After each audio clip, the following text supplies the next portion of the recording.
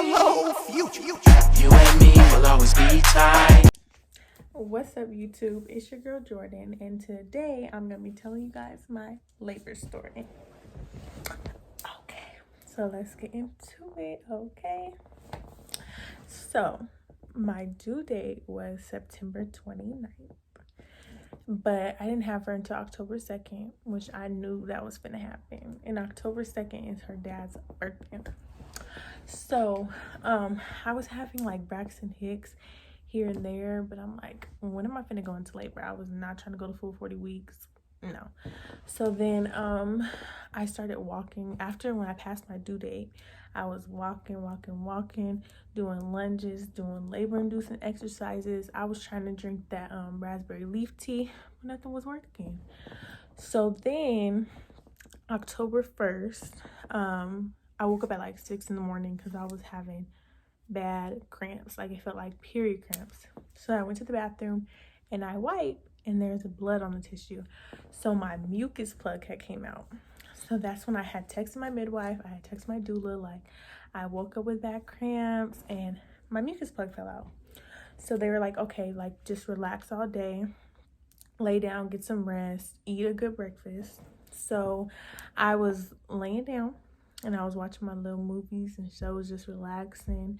And I got me some Chick-fil-A because I was craving Chick-fil-A during my pregnancy. I love Chick-fil-A breakfast.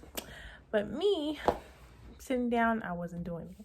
So me, Jihad, and my sister, we had went to the mall with my sister, and we was walking around the mall.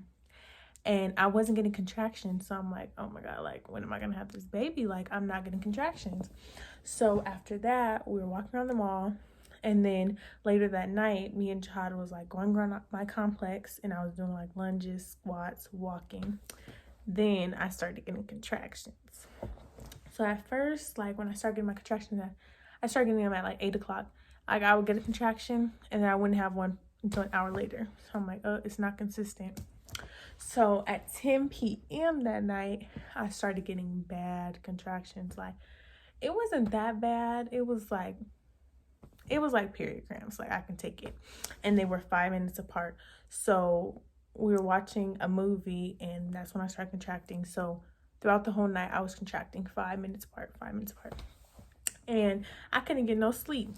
So I was like texting my doula, like, you know, I'm getting contractions. They're 5 minutes apart. She was like, okay, like, because once I tell my doula, I have to be like, I believe it was like 3 to 4 minutes apart, maybe. That's when I tell my doula, and then I tell my midwife, or my doula would tell my midwife when I'm 1 to 2 minutes apart. So that's when the midwife would come, when my contractions are 1 to 2 minutes apart, because then I'm going into transition labor and it's time to push. So yeah, my doula was just like, get some rest between contractions, but I couldn't do it. It was hurting. And they was coming so quick, it's like I couldn't even get no sleep. And Jahad was knocked out. So I wasn't trying to wake him up, because I'm like, let him get some sleep, because it's going to be a long day tomorrow. So I was up just timing my contractions. My sister had came in my room, and she was helping me. She was timing some of my contractions. But we were basically up the whole night.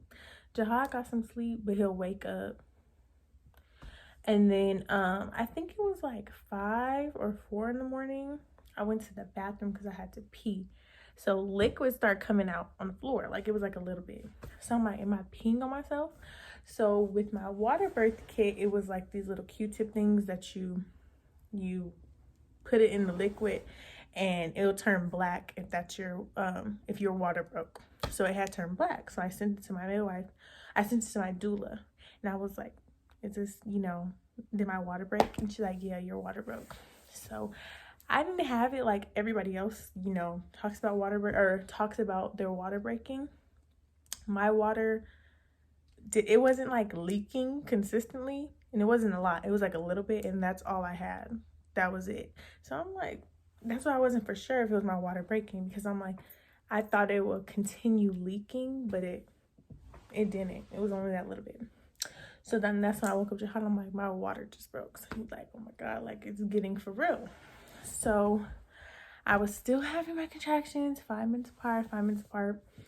So I would time my contractions and send it to my doula, like, it's getting consistent, like, when can you come, basically. So, like, she thought I was fine because I was calling her myself and calling my midwife myself. But with me, even when I'm in pain, I can like I still try to talk through my pain and act like I'm okay when I'm really not okay. I was hurting.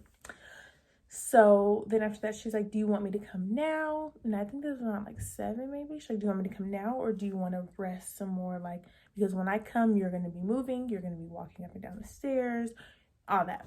So I'm like, you can just wait to come so I can relax a little bit more, because I wanted to relax. So my pain started to intensify. So I was like, Jihad, like, call her. So he called my doula and he was like, okay, like, can you come now? Because I think it's time. So she was like, yes. So then she wanted to stay on the phone with me so she can hear my contractions and hear me timing my contractions and hear how I'm doing during my contractions. So she had me stand up, and once I stood up, my contractions went 2 to 3 minutes apart. Mind you, at first it was 5 minutes apart. But as soon as I stood up, my contractions were going 2 to 3 minutes apart, coming back to back. It was bad. So Jihad, he was in the back of me, like rubbing my back, rubbing tennis balls on my back, just to help through my pain, help me through my contractions. So then my doula finally arrived. So when she came, she had me on the yoga ball, and she had Jihad like do these pressure point things on my back, like pressing on my back through my contractions, but that was hurting. I couldn't. I'm like, I'm like, can I sit down, please? Because I need to sit down. I can't stand up through these contractions. It was just bad. So she was like, yes, relax. So then my midwife called and she was like, okay, so I'm going to come before my appointment, because she had an appointment with another client. So she's like, I'm going to come before my appointment, see how you're doing, and then I'm going to go to the appointment and I'll see you later.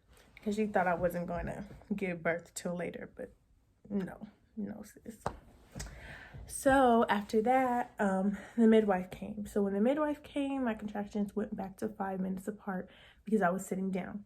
So she was like, okay, like, do you want me to check you to see how far you're dilated?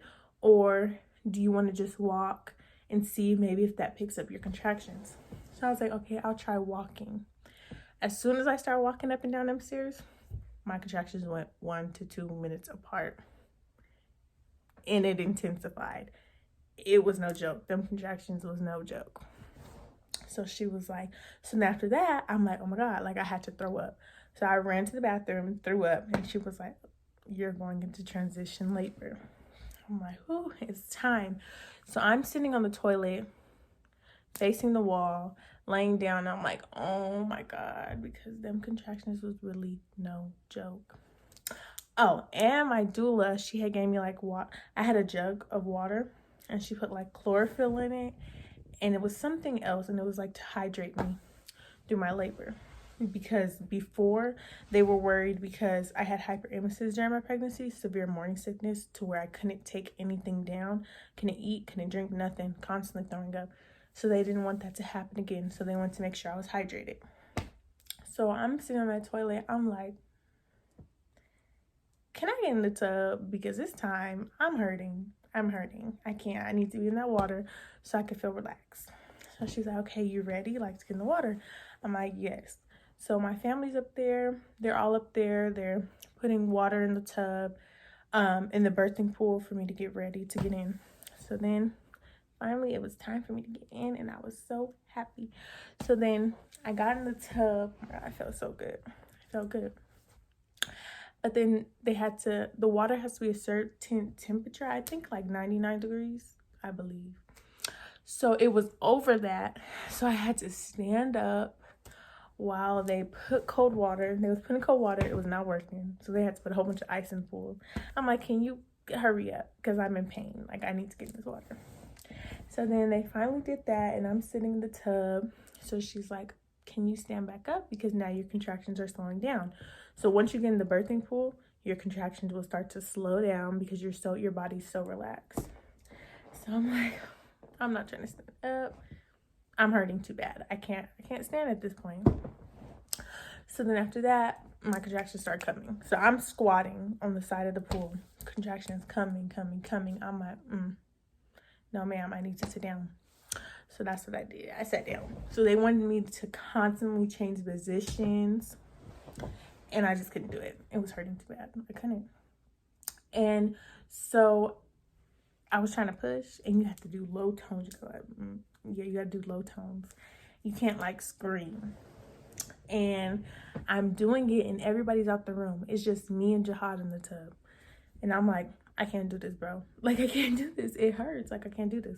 So they all looked and came back in the room. They're like, you can do this. You can do this. At first, I'm like, they're going to have to transfer me to the hospital because I can't do this. It hurt. It hurt.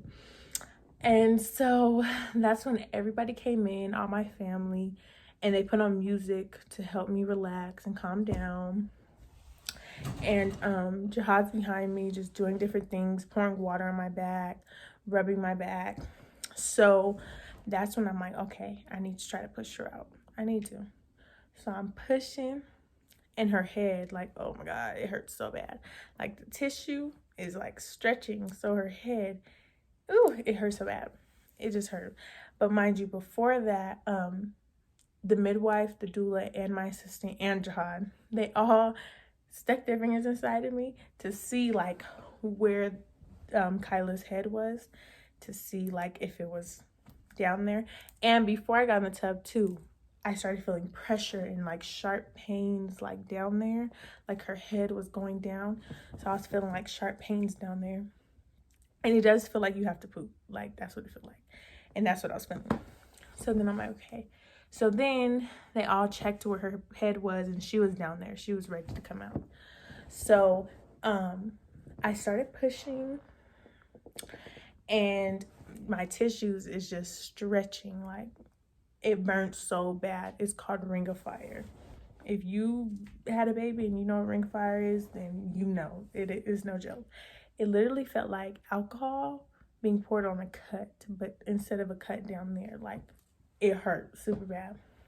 So I was pushing, and I screamed because it burned so bad, and her head was like almost out. And as soon as I screamed, it sucked her back in. So I started crying. So if you haven't watched my water birth video, watch that now, because you'll see the part. It doesn't have the part I was screaming, but the part that I started crying, and I was like, oh my God, she was almost out. That's the part I'm talking about.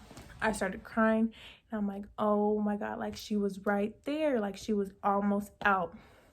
So I was hurt because I'm like, I gotta go through this pain again. So they're like, it's okay. Like, don't blame yourself. It's okay. She's gonna come. She's gonna come. Like, it's okay. You're doing good.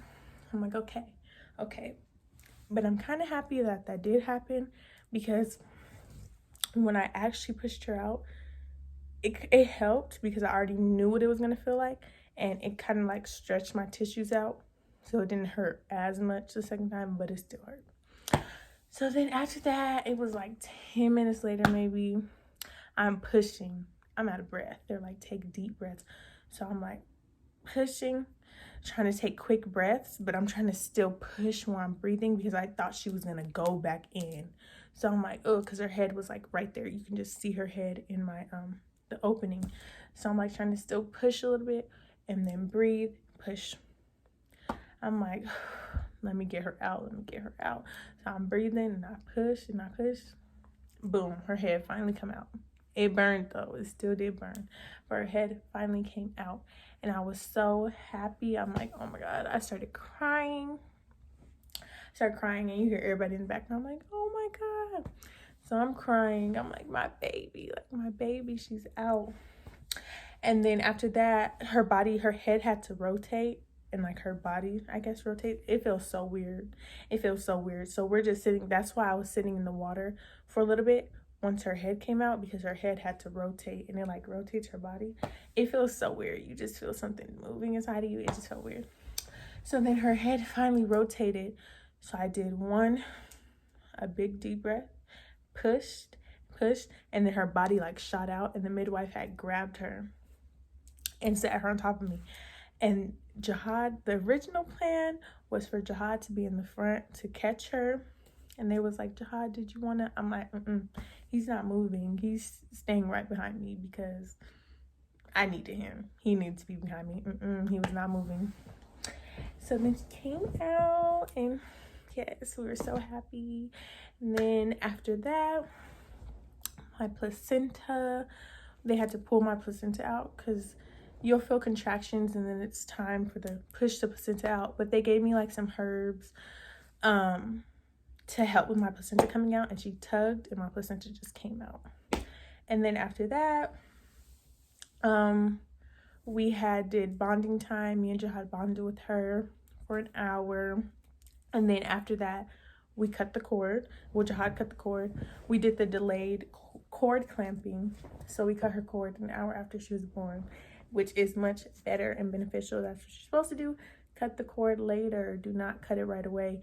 It's still pumping nutrients and all that into your baby, and it's just so beneficial.